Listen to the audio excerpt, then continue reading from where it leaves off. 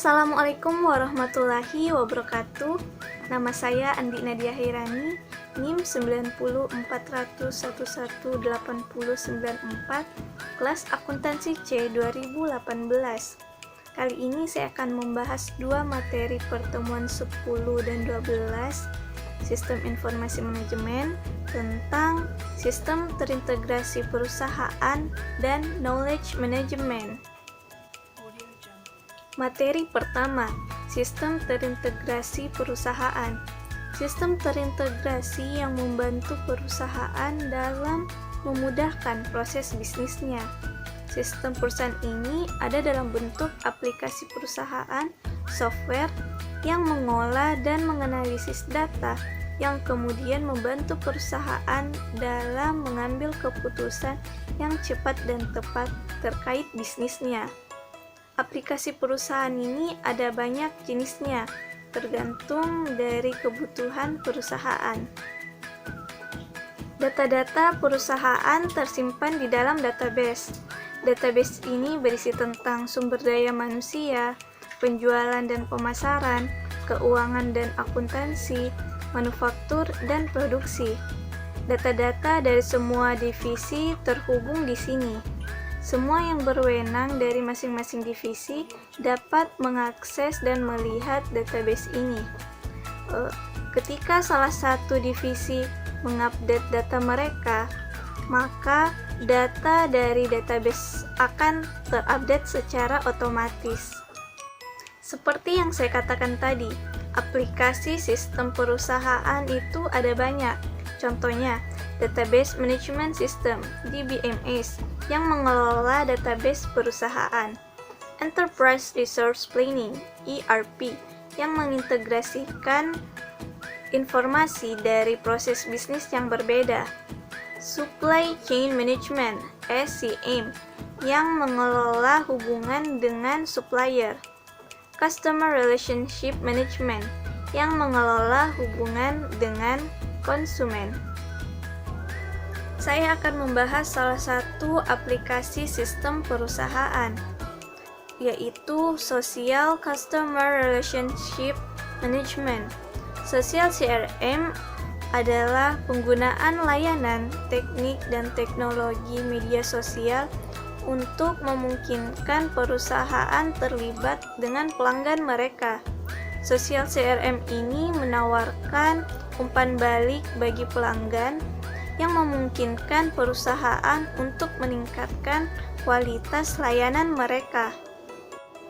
Social CRM terdiri dari 3 tahapan, yaitu mendapatkan pelanggan baru, meningkatkan nilai pelanggan, dan mempertahankan pelanggan yang telah ada. Contoh dari Social CRM yang dapat kita lihat dalam kehidupan sehari-hari terdapat pada aplikasi Gojek atau Grab.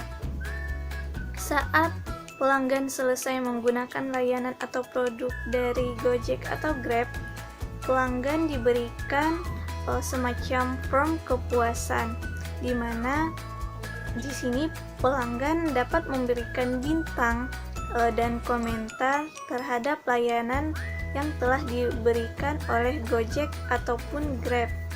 Dan di setiap akhir tahun, Gojek ataupun Grab akan memberikan informasi tentang seberapa seringnya kita menggunakan layanan atau produk dari perusahaan tersebut. Materi yang kedua, yaitu Knowledge Management. Knowledge Management adalah suatu proses menciptakan, menggunakan, membagikan, dan mengelola suatu pengetahuan dan informasi dari organisasi atau perusahaan. Tingkat piramida kognitif manajemen keuangan terdiri dari 4 elemen, yaitu data, informasi atau information, pengetahuan atau knowledge, kebijakan atau wisdom. Data merupakan fakta mentah. Lalu fakta mentah ini diolah menghasilkan informasi. Informasi-informasi dibandingkan dengan informasi yang lain menghasilkan pengetahuan. Dari pengetahuan ini akan diambil suatu keputusan atau kebijakan yang disebut dengan wisdom. Pengetahuan di sini bukan hanya ilmu-ilmu yang dimiliki oleh karyawan, tetapi juga termasuk pengetahuan dan skill yang dimiliki oleh perusahaan. Kenapa pengetahuan harus dikelola? Karena pengetahuan adalah salah satu bentuk aset tidak berwujud perusahaan.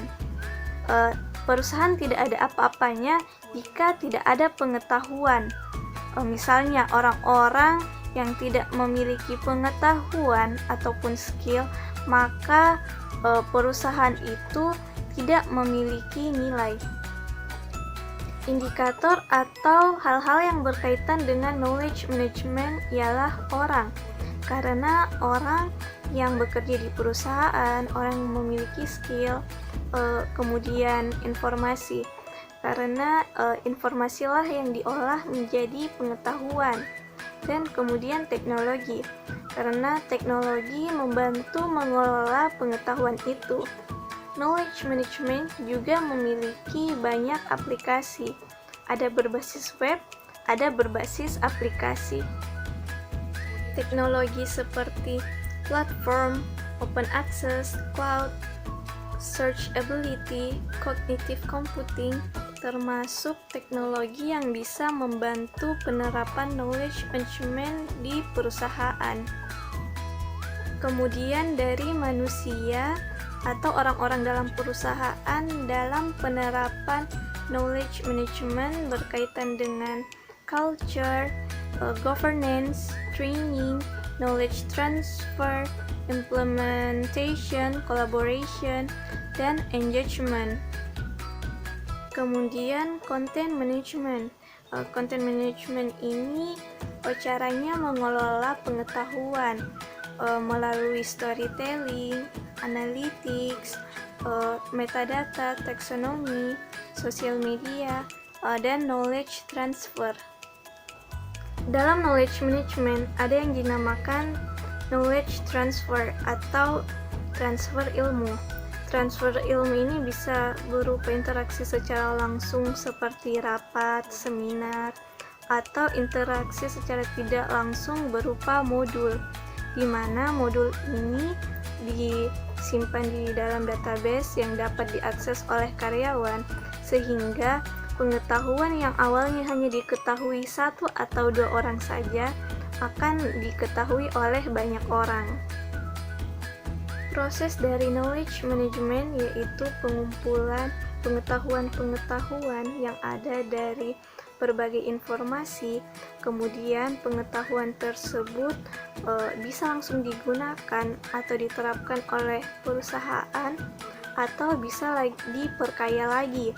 Misalnya skill A bisa diperkuat dengan pengetahuan B, diperkaya lagi dan diperbanyak pengetahuan dan skillnya, kemudian dibagikan kepada karyawan-karyawan.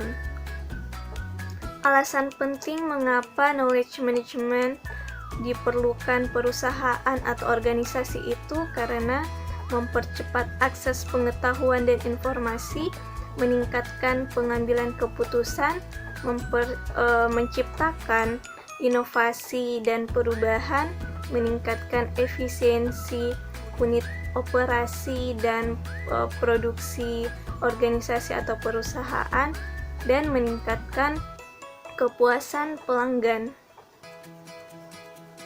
Itulah tadi materi tentang sistem terintegrasi perusahaan dan knowledge management. Kurang dan lebihnya mohon dimaafkan. Wassalamualaikum warahmatullahi wabarakatuh.